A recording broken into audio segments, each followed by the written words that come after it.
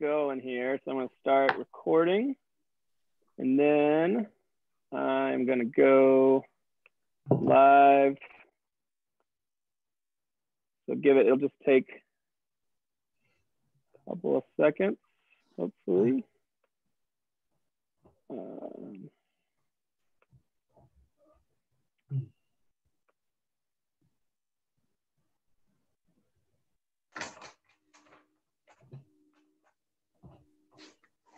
All right, so we're getting it loading here.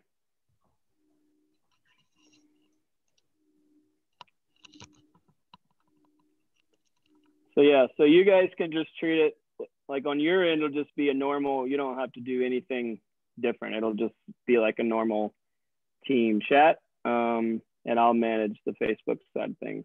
I did a bunch of tests. In theory, that's how it's gonna go. We'll see.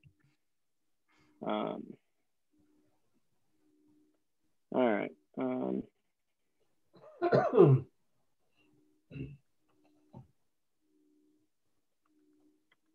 I'm having this moment where it's like, I realize we're all in different places, but so somewhat connected. It's so crazy. I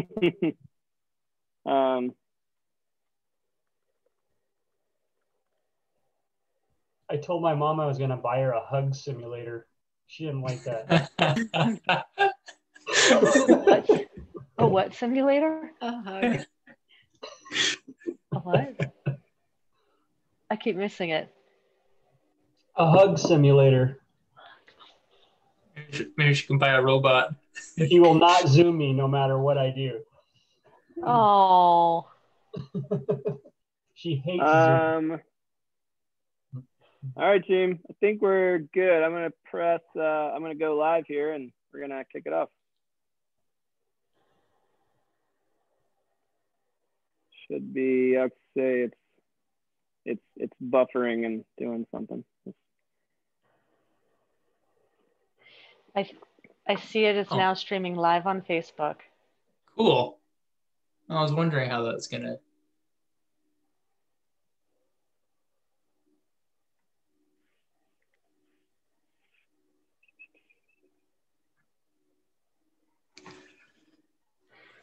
I feel like Hollywood Squares.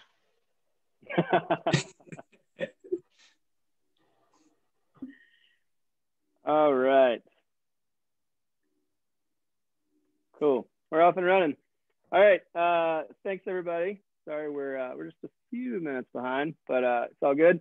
Thank you guys for joining the 2021 first annual TEC team roundtable discussion.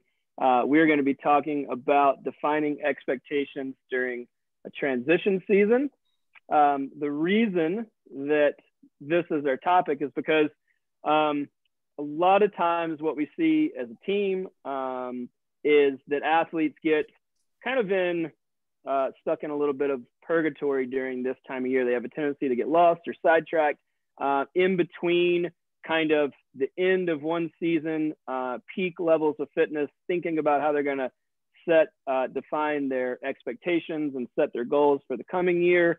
And those goals seem a little far away, but it's kind of too soon to start to train at really high volume or really high intensity typically. So we kind of get stuck in this in-between period. And what it leads a lot of athletes to do is come into the season proper unprepared, because they didn't spend this time of year doing the things that they could have done or should have done to set themselves up for success. So our goal in this roundtable discussion is that we're going to work to kind of put all of our collective skills together as a team. And we're going to demystify and shed a little light on the role and importance of what we like to call transitional seasons. So we also like to shy away from what's classically referred to as the off season, because as you'll see, this time of year is anything but off.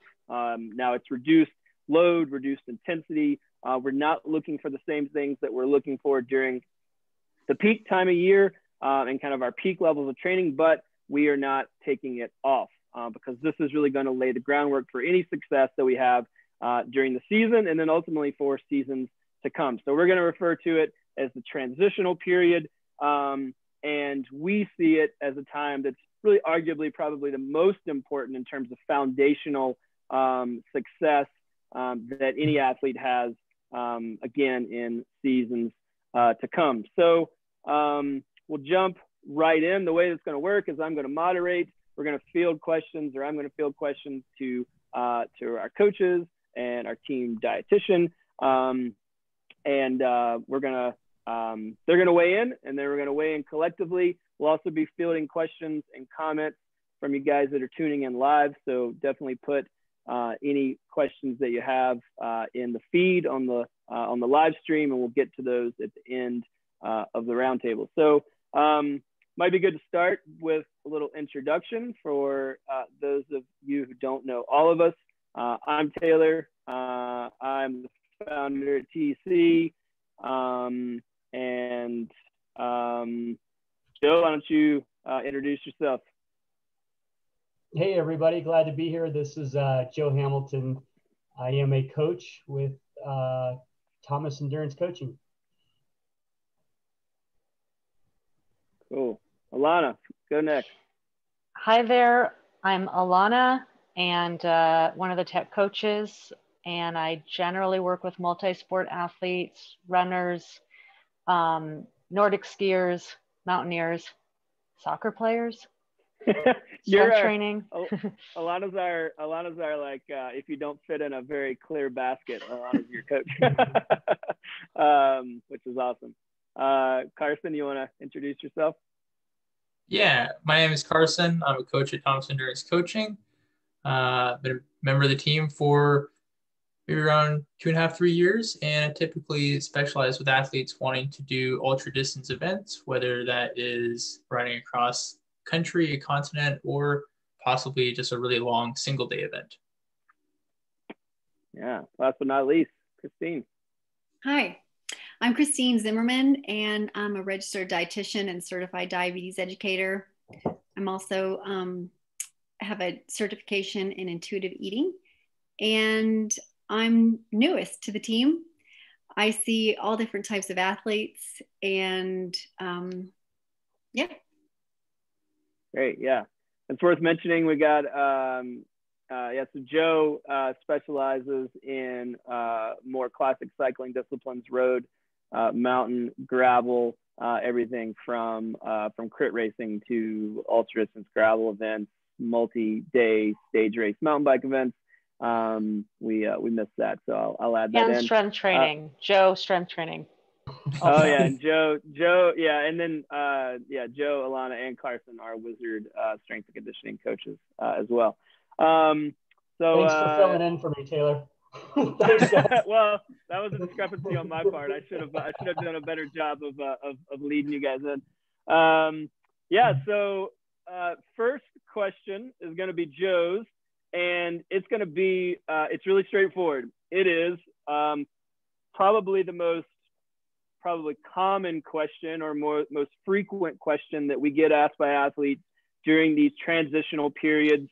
And I'll add some context real quickly to this idea of a transitional period. It really is just defined as anything kind of between peak levels of training. So that can mean volume, that can mean intensity, that can mean fitness from a metrics perspective, cumulative training load, TSS. So anytime we're kind of in between, or in a valley, so to speak, between the peaks, these are transitional periods, and typically they happen during shoulder season. So typically they are between the summer and the spring. So typically they're in the winter. And then a lot of times they'll happen kind of in the fall as well. So we'll have this kind of transitional period between the end of summer and figuring out what to do kind of during this transitional period. So the most frequent question that we get, and the one that Joe is going to field first, is how should athletes be using this time period? All right, Joe, I'm going to let you take it. It's a broad one, but it's the one that we get most often. So we'll kick it off with that. Take it away. Yeah, no, it's a great question. I think How athletes should use this period. I think they need to use it as a critical period for their training. Look at it as, for me, I know it's important. And when I talk with athletes, it's putting it in to your plan. It's like any other phase of your plan. The transition period is something where, as an athlete, you want to accept the fact that training changes and you want to focus on those changes, but the changes are different than other periods of your annual training plan. And so the timing of the transition period is just as critical as any of the other periods in cycling, whether it be the base build or the peak or the race part of the plan.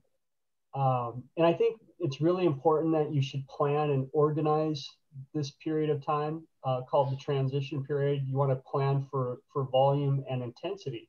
And what I mean by that is, you're not going to have the same volume and intensity as you would if you were in, say, the early spring, late spring base phase where you're trying to build a fairly big aerobic engine.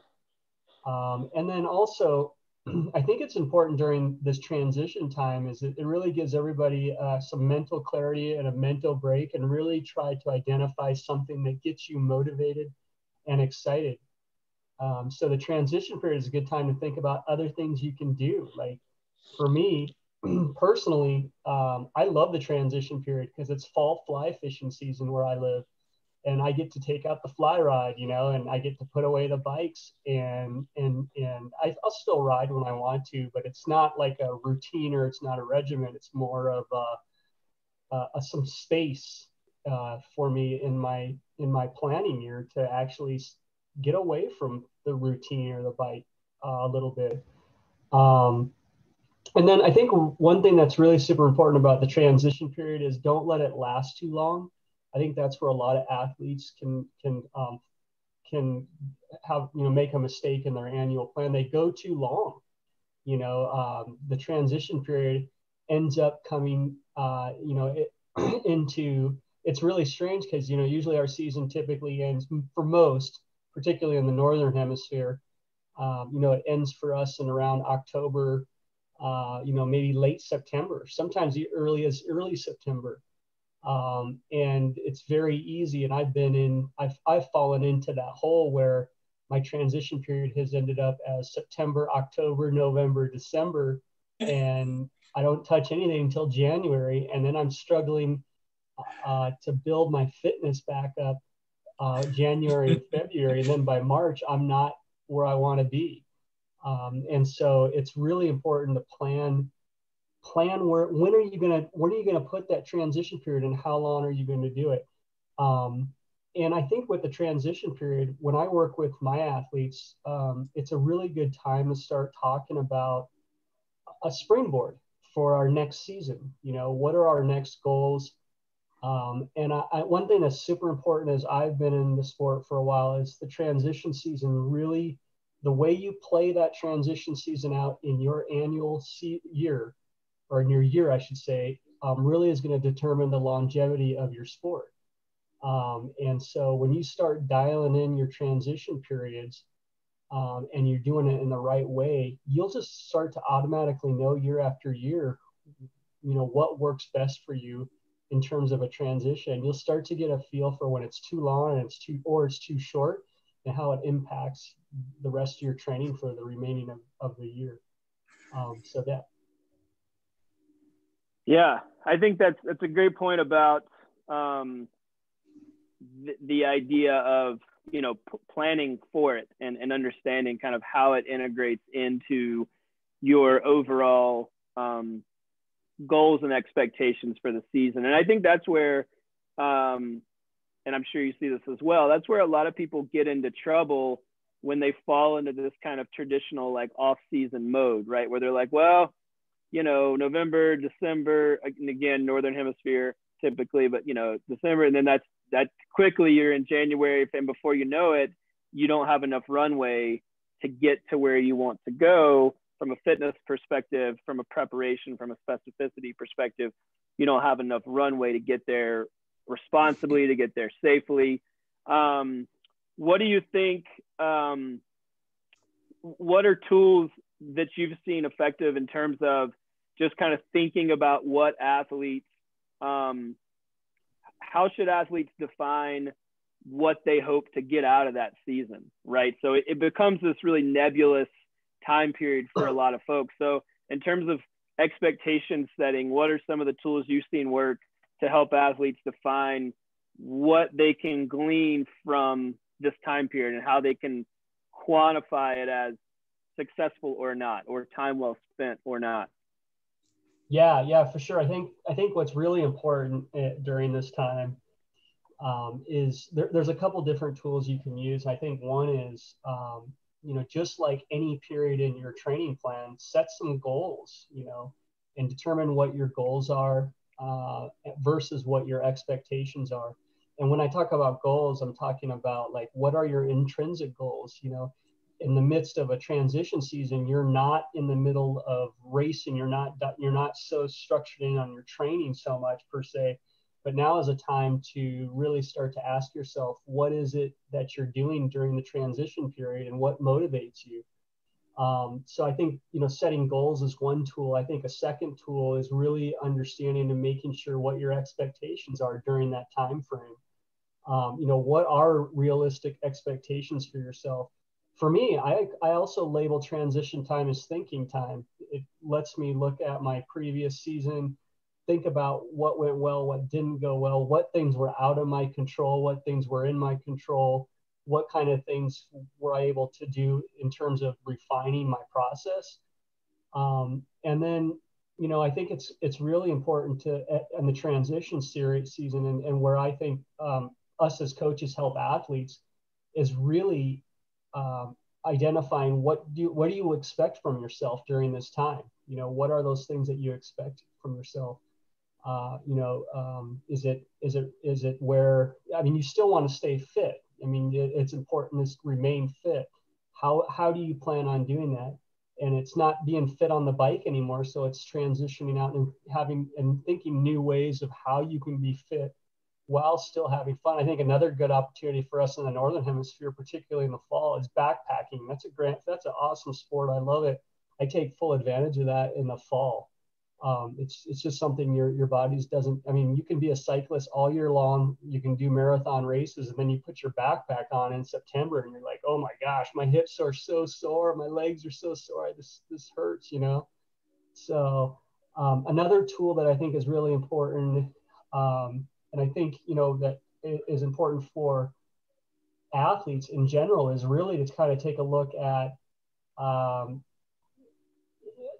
some soft metrics, particularly like some of those things that you can't measure with your PMC charts. You can't measure with your training peaks metrics. What we need to be taking a look at, I think, is how do you train by feel? I think that's really important, an important tool to refine during the transition period. What it takes to be, you'll start to understand what your zones are, and as a coach, we'll get you there to help you understand those zones. And you may already understand those, but when you're in a transition season, maybe it's not even using your power meter. Maybe it's going out and just riding by feel. And you'll be surprised. I know sometimes with athletes that I work with, they'll come back like, I didn't put my power meter on, and I think I hit some of my best times ever on this particular ride. So I think it sets freedom up. So I think some of the tools that you can use is dialing in that, as far as, how you feel, your relative perceived exertion, kind of tapping into that a little bit more. Like starting to just kind of quantify rides when you do them. Like, oh man, that felt like a ride 5 for me, or that felt like an RP of 8. And then what you'll start to see is it kind of correlates with some of your data once you get into the hard data. And when I'm talking about hard data, I'm talking about like the training peaks metrics that we have. The other thing I think that's really important too is to dial in your morning metrics in the morning. And I wrote an article on that a few months ago. But how do you feel in the morning, day to day?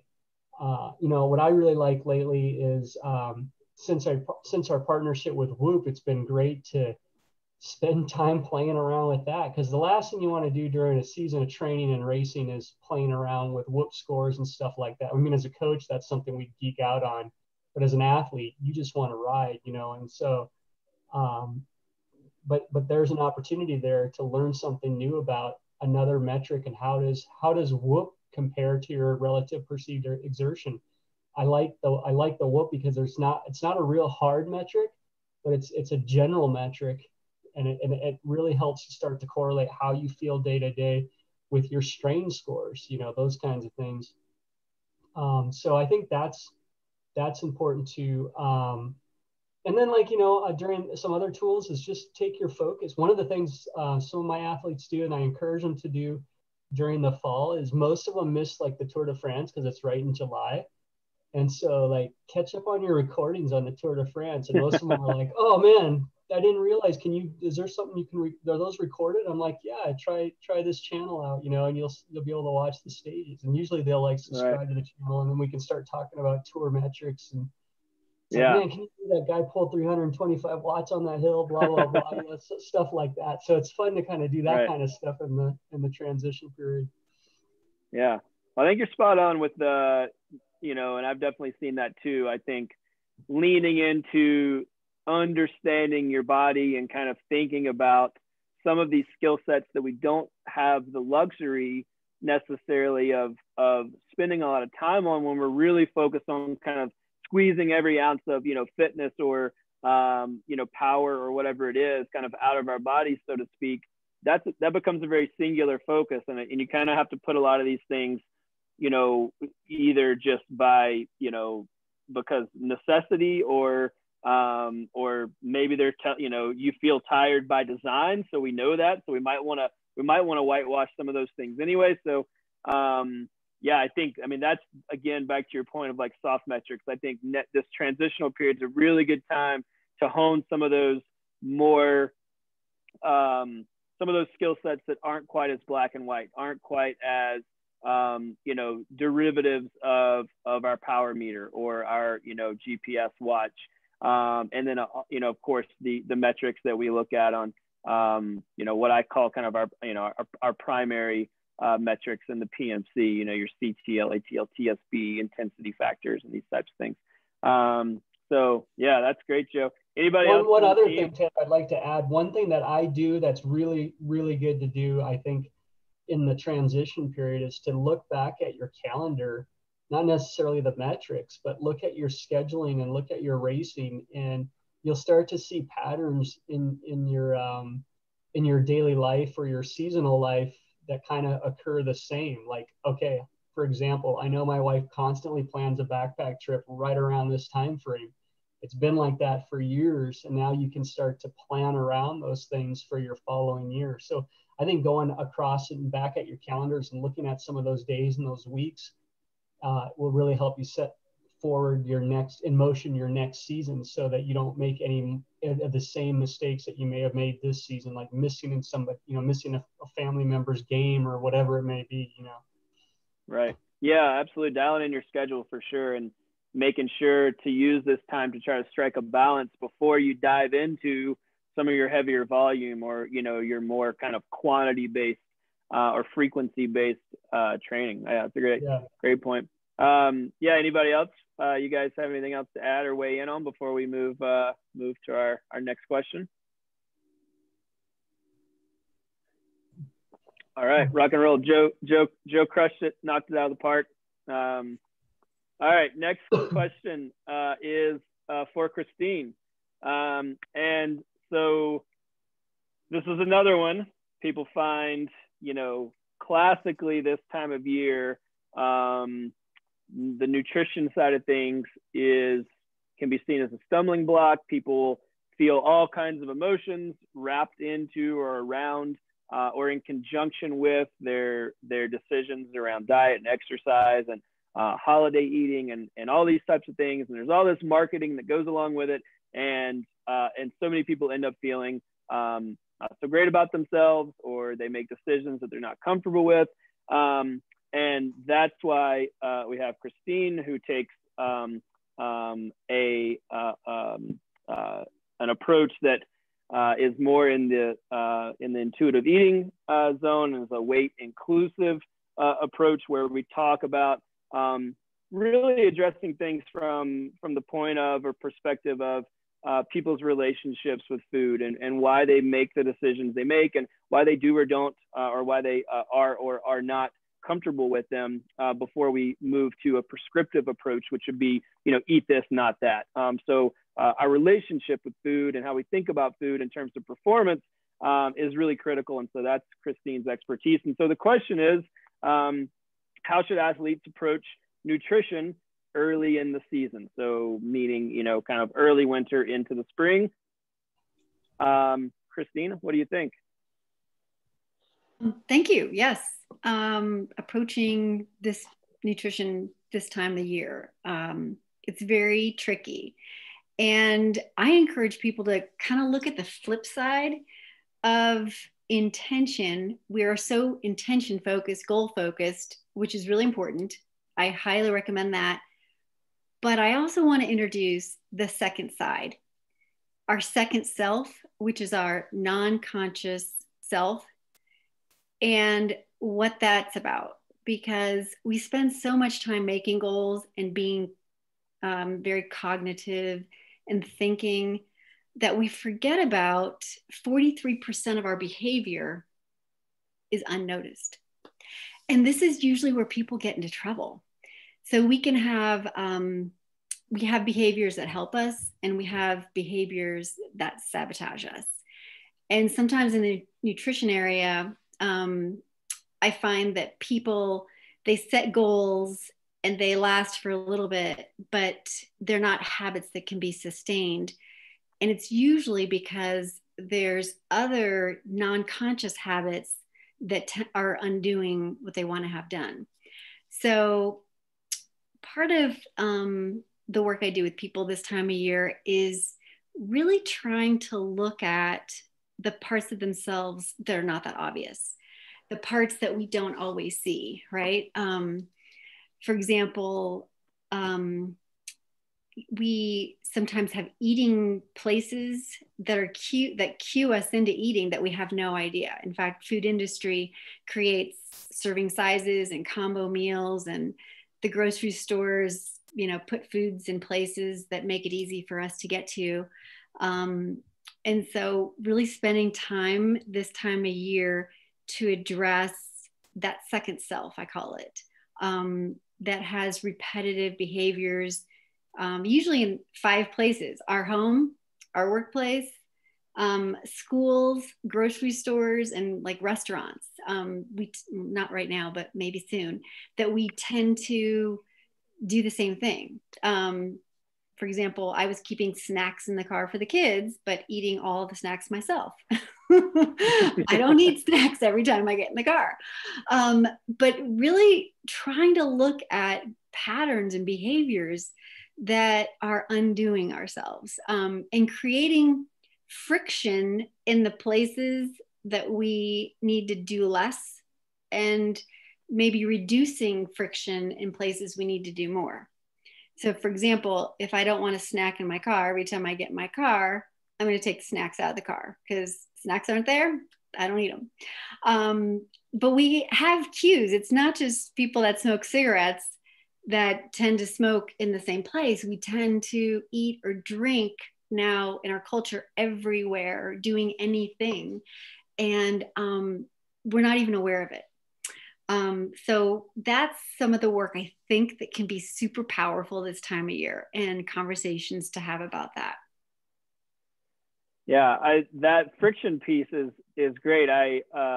We just released a podcast. Our most recent episode, which was released on Tuesday, was about building strong habits, and a big part of that, and you kind of, that dovetails into what you're saying, is creating some friction, right? Like we don't think about how easy it is to get at some of these things that are really like our stumbling blocks, right? And it's whether it's making healthy decisions when it comes to diet, or to, you know, consistency with exercise, right? So make it easier to exercise, right? If it's hard to nail down consistency, why is it hard? You know, and I think that's something, that's almost that like unconscious piece that you're talking about.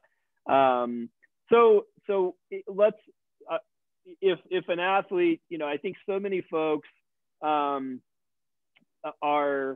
you know, and I don't want to overgeneralize, but just after years and years of experience talking to people, they come out of the new year and they're feeling negatively about the decisions they've made over, if you're in the States, Thanksgiving, Christmas, New Year, there's eating, drinking. It's like 6 weeks of just like, you know, barrage of opportunities to maybe, you know, not align with our goals. If and when somebody comes out the other side and into 2020, you know, a new year like we are right now, how do you help someone navigate how they're feeling and then try to kind of appropriately or responsibly redirect them down a path that feels good and puts them towards their goals when it comes to diet and nutrition? Right. I think the first place is just to empathize with how they're feeling. I think our culture has, you know, that ethos of just do it. And people are like, that is my intention. I do want to do it. But then they run into this spiral of guilt because, well, it's not happening, or I'm choosing to do it. So why am I not doing it? And, you know, it's not about willpower or intention. It's about saying, oh my gosh, I have this second self. I have this part of myself I'm not always identifying with. And how can I further identify with that part of my life and make it easier on myself to do the right thing? We tend to fall into something called the intelligence trap. Like, oh, I know better than that. I know that I can leave the cookies out and I won't eat them. I'll tell myself not to eat them because I'm smart enough to not eat them. But the truth is, we don't want to have this debate chamber conversation all the time with ourselves. That part of what I do is, you know, kind of easy stuff is just say, hey, you know what, to make it easier to, you know, increase the friction of eating the cookies, you need to put the cookies in a cookie jar so you don't see them all the time. So just small things like this add up to make huge differences.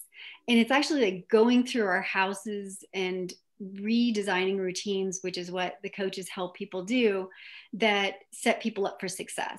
So appealing only to the cognitive part of ourselves is missing out almost 50% of what is actually happening to them. So kind of looking at both sides of the picture, I think, is really important.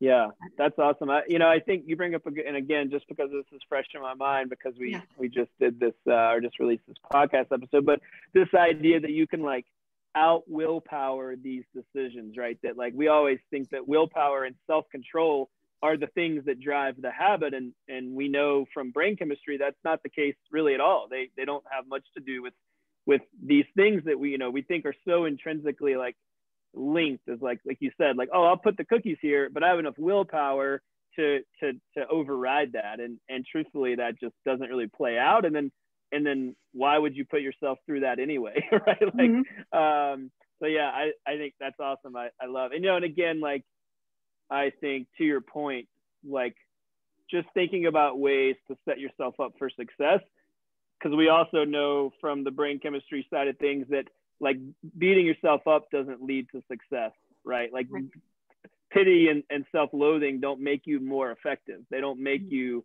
there's no switch that's like, oh, I feel really bad about myself because I did this. Now I'm going to do better tomorrow. It actually like drags you down, right? Like, so we want to like flip that way that we think about these things.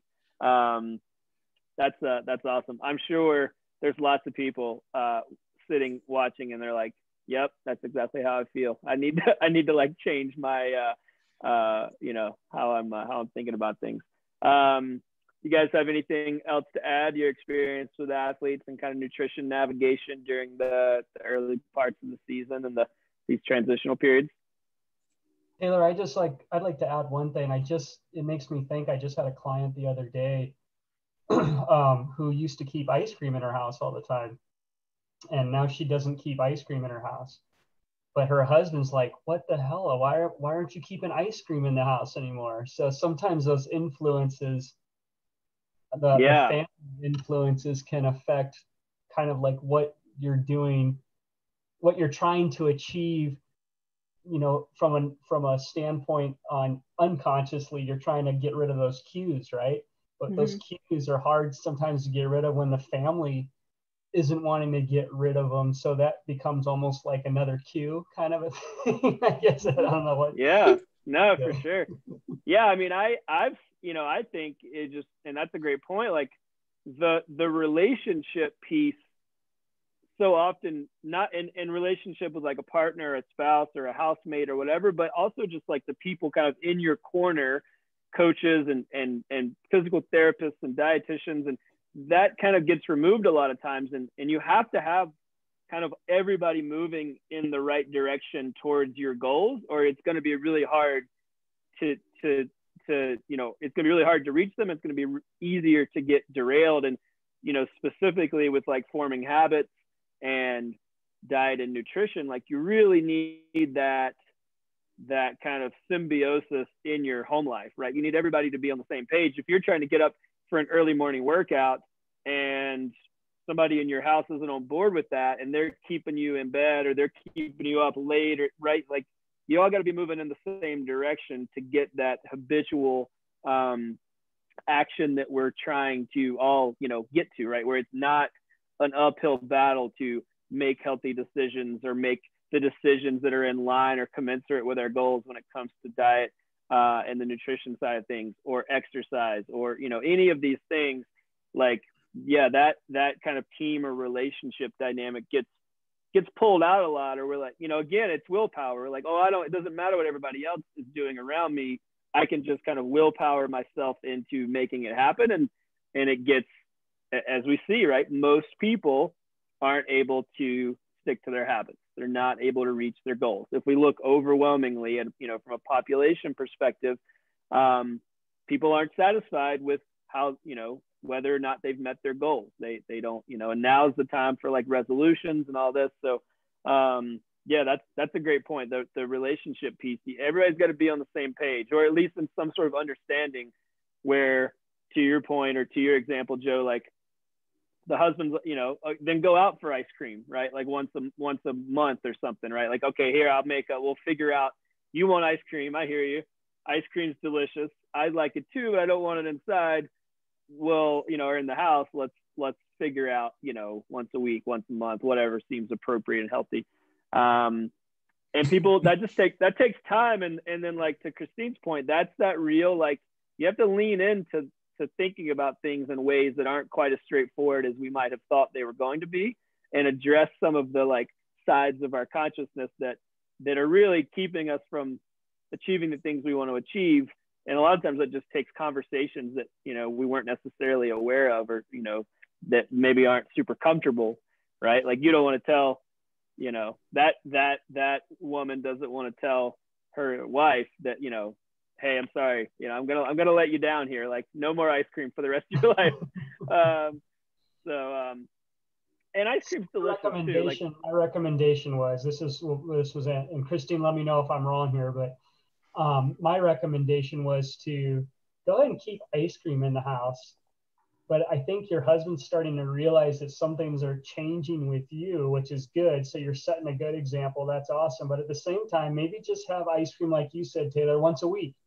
You know, make it a once a week thing, or buy one of the little containers and keep it in the freezer, you know, where it goes away really quick, and have that set aside. And don't like restrict yourself 100% from ice cream, but just have one day a week where it's a cheat week or a cheat day. So. And it's so multi-layered, because we're talking about like her relationship with the food, but we're also talking about her relationship with her partner, because now she's making some changes, and she's changing herself. Her habits, her body might change. And that sometimes creates a little bit of tension within relationships where people don't realize like that their partner actually maybe doesn't want them to change or has some resentment because they're changing and he's not or whatever. So kind of assisting our clients with those conversations, and letting them know like this is sometimes what happens. And I think, Joe, you did a good job. Like, there's some options here. We could, maybe you're in the habit of getting ice cream. Is it something you really wanted, or were you just doing it because it was a habit? Yeah, good job. Yeah. There's something Great. powerful called mimicry too, which I think would be interesting just to observe yourself when you're eating with other people, that we tend to eat like they eat or eat what they eat. And so it's just kind of something interesting to observe next time you're eating or actually watching other people eat, that they don't naturally honor like their own hunger and fullness or even what satisfies them, but they tend to just do what everybody's doing. I think another element in the holidays is, and year round, but maybe more particularly in the holidays, is that food or those foods like ice cream are thought of as treats. I deserve this treat. I'm good. I should get a treat. And so I don't know how you address that. I know this is a huge topic, Christine. Yeah, first I think that it's important that people give themselves permission, but can be kind of a gray area. Like, permission is important, but do you want to do it with the intention or of taking care of yourself, or does it feel like cheating? And can it be like a little bit of rebellion, which is like sabotage? So kind of finding out like, I can have it, but what do I really want here? Do I really want this now? And what's behind the idea of eating it, I guess. So that's, I think when we don't allow ourselves something we do want, it can give more power to the food than it deserves. So I tell people, is it something that you truly want? Is it habit? And then, they usually can think a little bit more on it, and it makes sense in that way. What do you think? Interesting, and a great, approach to think about, do you really want this? Yeah. Yeah, that's a great response. And going back to what Joe said about feel, like, I mean, eating is also about like, how do I feel when I eat this? We don't always think about ourselves in the way we feel. And I like that Joe pointed out, how are you feeling when you're exercising on your bike? How do you feel when you eat this treat? Does it remind you of like your family, or do you feel good about it? Or do you feel guilty? I feel like there's many different psychology models that go into habit change over time, and it's pretty difficult for us to get at all of those in a short period of time. However, one thing that comes to mind for myself that I think a lot of people overlook when they perhaps slip up is the language that they use when they're talking to themselves after they slip up. And we hear about guilt and shame being thrown around, and I feel like not a lot of people are familiar with what those mean. And so to quickly explain, guilt would be after you've acted in a way that's not congruent with your internal goals. You might use the language of, oh, that was a mistake. I can do better next time. I realized how it affected the trajectory, and I'm not accepting that, so I would like to make the change next time. And shame might be more like, oh, I realized the mistake I made. I'm stupid. I'm dumb. Why did all these more negative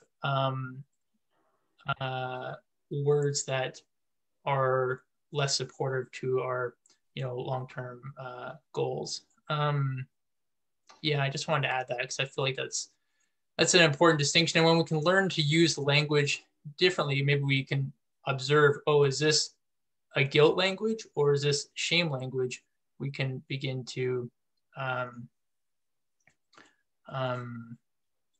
act in a way that's more supportive next time we do slip up, because that's just part of change, and it's part of life. We all make those mistakes. I don't think I think, Carson, you make a good point. That's not just with nutrition, but it's also with your daily workouts too.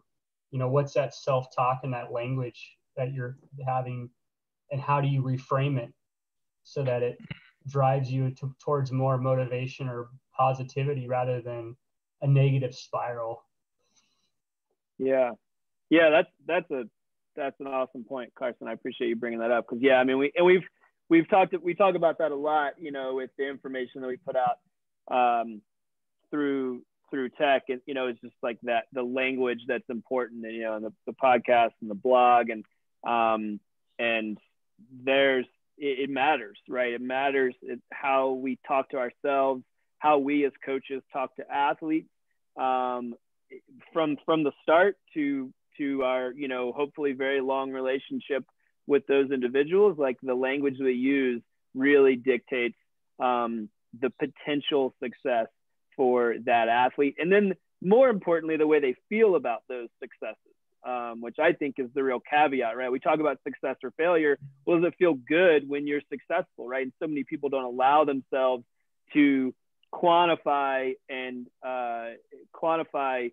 success along the way, right? It becomes very polarized. And that really is the point of kind of talking about this transitional season, is there's no big carrot kind of in front of us immediately, right? Things are very far away. So how do we define success, and how do we set ourselves up for things that aren't so polarizing, like some sort of race or event or peak fitness or whatever it is? I appreciate you guys weighing in. Those are all really, really awesome points. We'll move on to Alana. And so, kind of dovetailed into what we're just talking about, it's hard to quantify how we're being productive during this time period, because we don't have, or I should say it's more challenging. Alana's going to elaborate on why it's not that hard, but it's more challenging because we don't have these traditional metrics, right? It's very black and white during the season, right? We can see our PMC chart creeping up. We can see TSS taking over. We can feel that we're tired. So fitness follows fatigue. So we know naturally that if we're, appropriately fatigued, that's building fitness. Workouts are harder, so on and so forth. That's easy to quantify. We can see it literally in front of us in numbers. We can feel it. When we're not doing those things, it becomes more nebulous and more ambiguous as to whether or not we're moving the needle. And it becomes much harder to look at, and arguably maybe even not the best use of time to look at things like fitness, right? So how we've classically kind of quantified and qualified this idea of fitness, be it from a cumulative training stress score perspective, or be it from just how we feel and things like, our splits and times up, our favorite climb or whatever it is.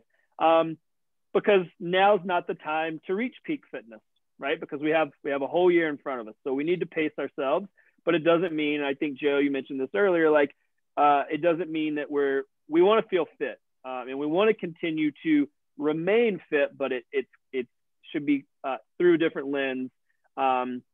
And so the question to Alana is, what are the non-fitness oriented goals athletes should focus on in your experience?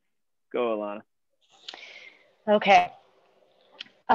I would definitely, I really love this conversation about transition period, and it makes me want to live in transition period. I think it's kind of a neat time to exhale, and it reminds me of this seasonal change, and most athletes' transition period is in the shorter days, the winter time, that fall time. And so I think we can use that as a guide of what we're looking at this time, which of year, which really could be a time to slow down.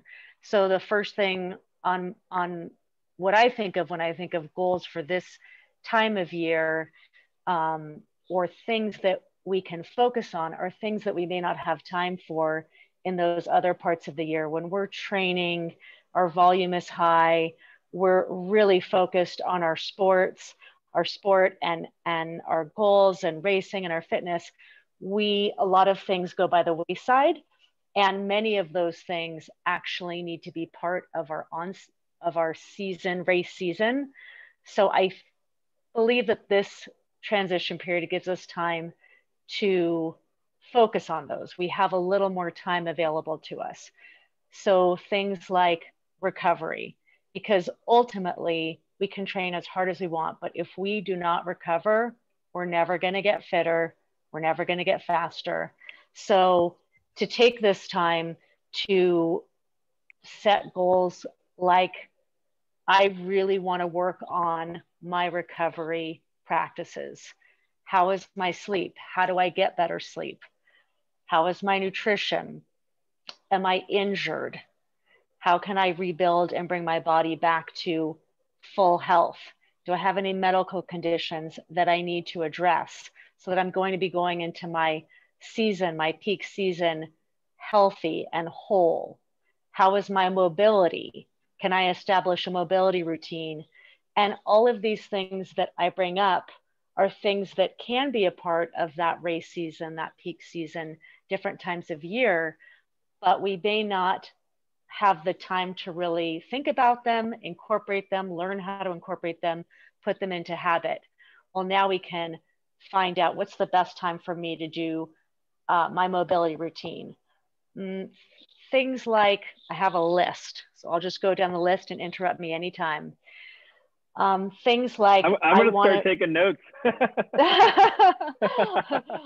It's recorded.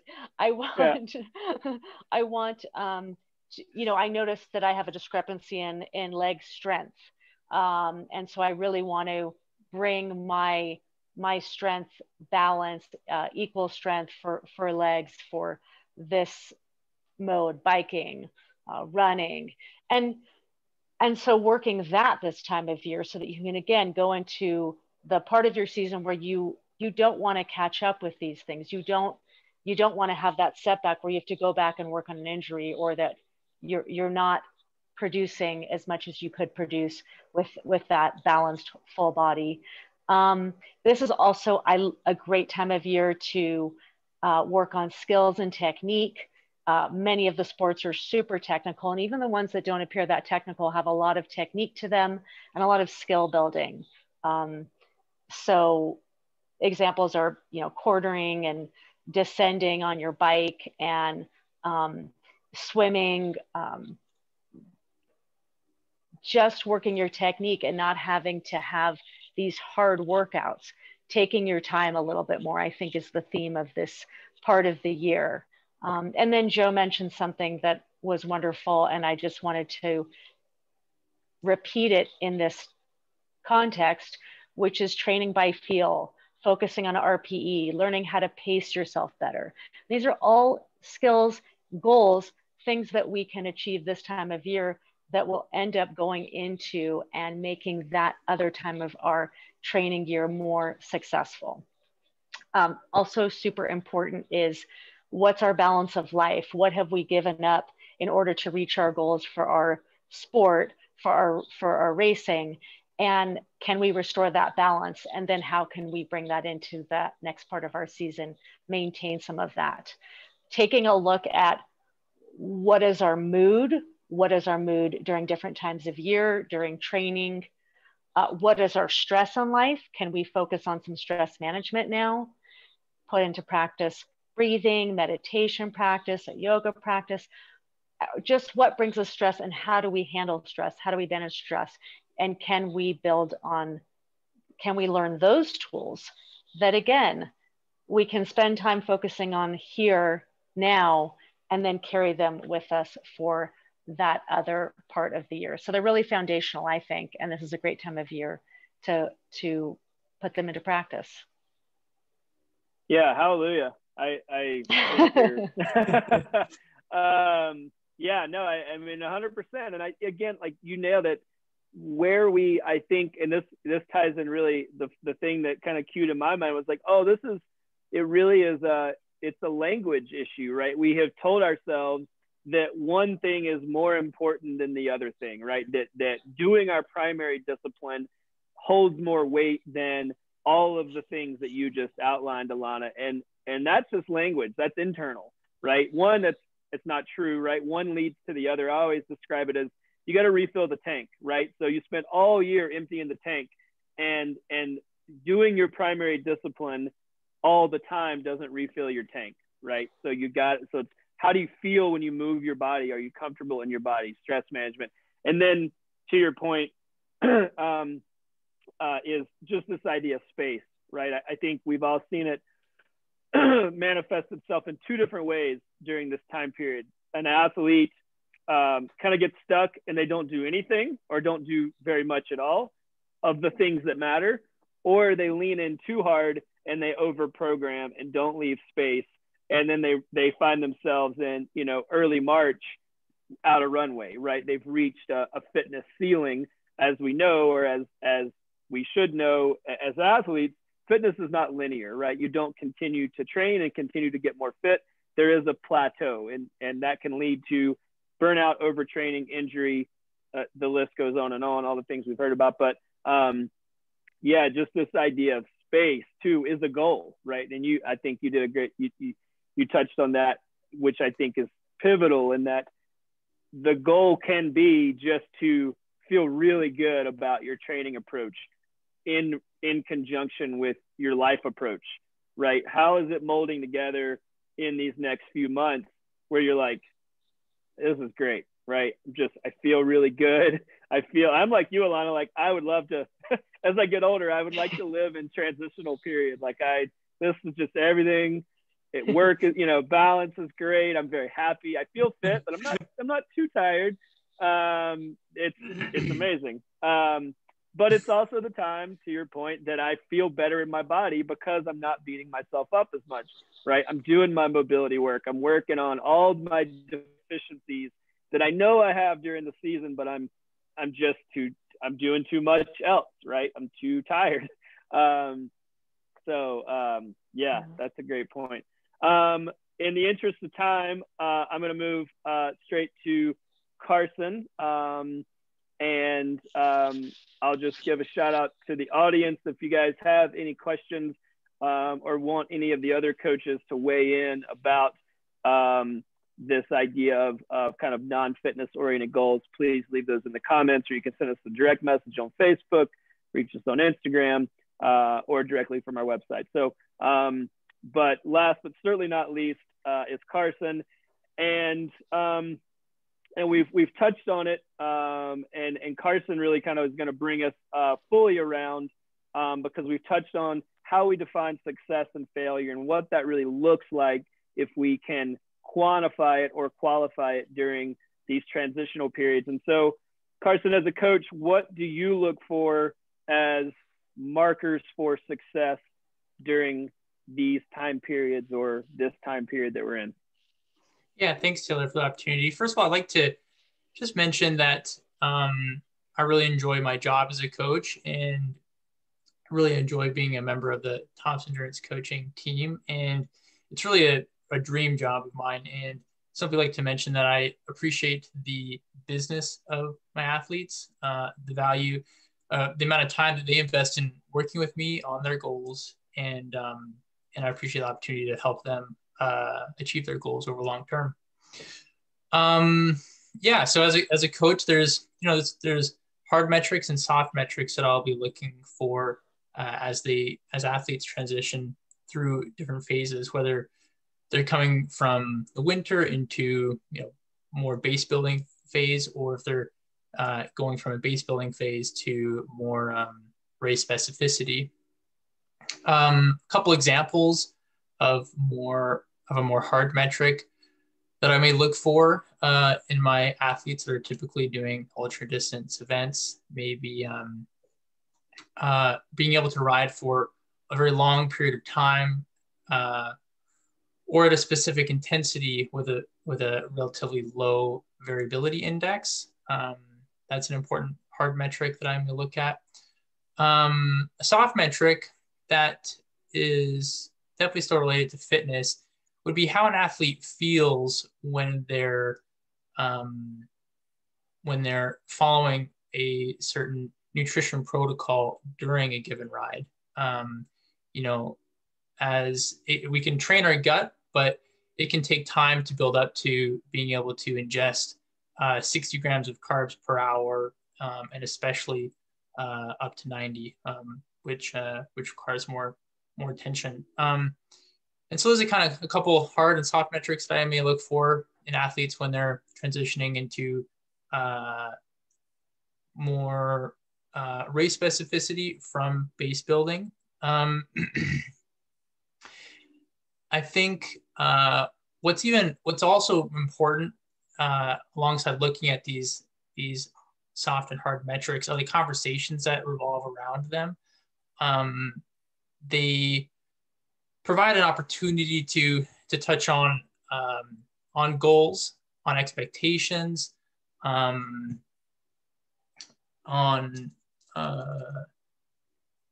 things that might help them build mental skills, and these can happen.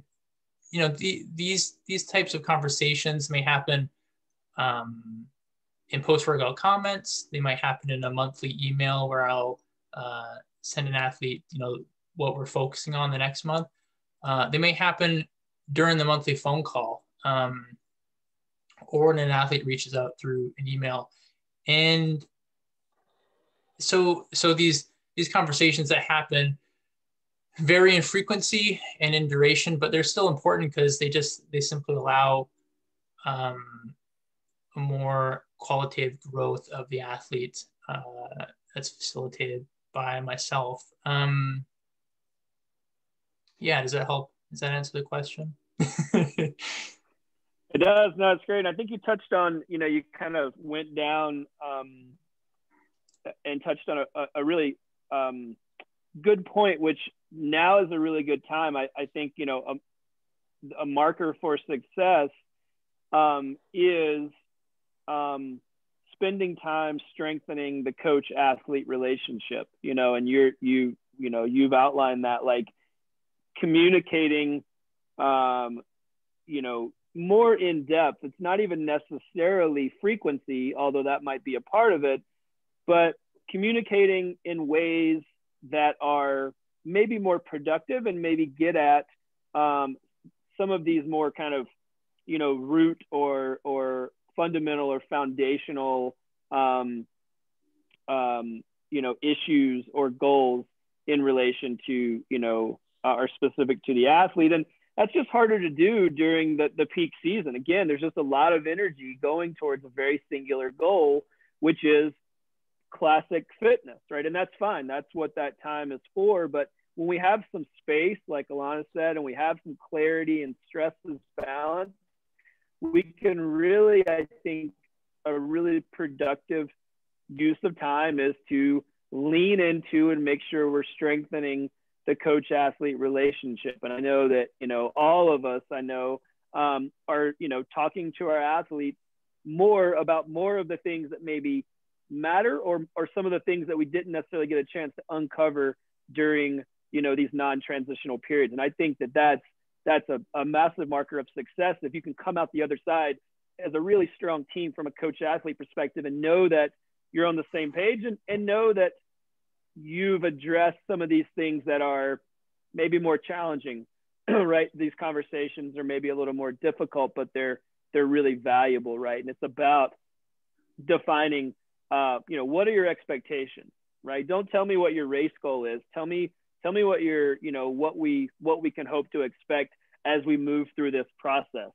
Tell me what you identify as success and failure, right? When we look out towards, through the next year, what's a successful year going to look like, right? What's a year that's maybe not as successful, and be willing to ask these kind of open-ended questions that can, again, maybe be a little uncomfortable, but also uncover things that are that are, you know, really kind of the root of the coach-athlete relationship. And again, we've touched on it. That's the language piece. That's expectations, non-polarizing goals, athletic identity, habit forming, right? It's really an encapsulation of like all of these things that we've touched on. So in our closing minute, any additional comments, Carson or otherwise from the team before we sign off?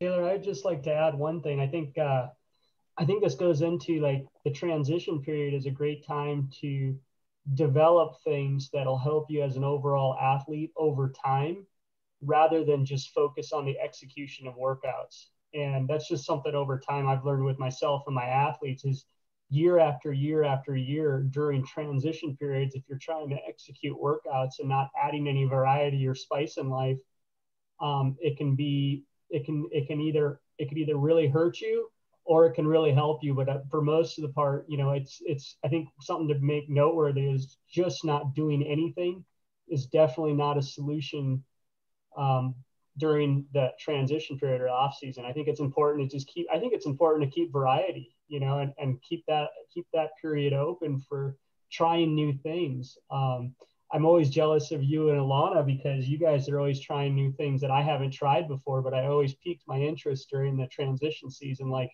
if I could get one of you to come over and teach me how to rock climb, I would love to do that, you know? You just need to live in the transitional period like Alana and I do, and it'll be fine. Yeah, exactly. Quit executing workouts. Yeah. No, I mean, I you're 100% right, Joe, is that, you know, and I, as just I mean, you said it perfectly, but just as a, you know, a kind of phrase that I always use is, you know, the transition season is when we build lifelong athletes. The race season is when we build racers, right? And those are very different things, right? And my goal as a coach is, and, you know, someone who looks to, you know, facilitate growth for athletes around the world. My goal and my passion is building lifelong athletes, right? You know, it's not as, the end goal is not to be good for 12 or 16 weeks, right, in the build up to a race. The end goal is to help an athlete understand the value of what being an athlete can mean in, you know, for their lives. And I think, yeah, you nailed it, Joe. Like, and now's the time of year when we get at those questions, like to Carson's point, defining success in ways that sets us up for longevity, right? Not just for race intensity and specificity. And those are very different things. And they might not be quite as sexy on the surface, but they're massively valuable. And then I think when we lean into them, we realize how productive they are and how valuable the conversations, you know, can be and really are if we allow ourselves the opportunity to understand what this time of year, you know, can and should be. So, yeah, thanks, Joe. Thank you guys for our first inaugural TEC team roundtable. This was a ton of fun. You guys are all awesome and massively good at what you do, and thank you for bringing all of your experience to the table. For everyone watching, feel free to comment again afterwards or send us direct messages. You can also reach out to us at thomasendurancecoaching.com. You can check out our podcast, Endurance Minded, which covers a lot of the stuff that we touched on today, where we look at the emotional and psychological components of endurance sports and how they impact performance. Yeah, thank you guys. Thanks everyone. Have a great night. Carson, you're on the other side of the world. Have a great day. And yeah, thanks so much. Thanks guys. Take it easy. Thank you.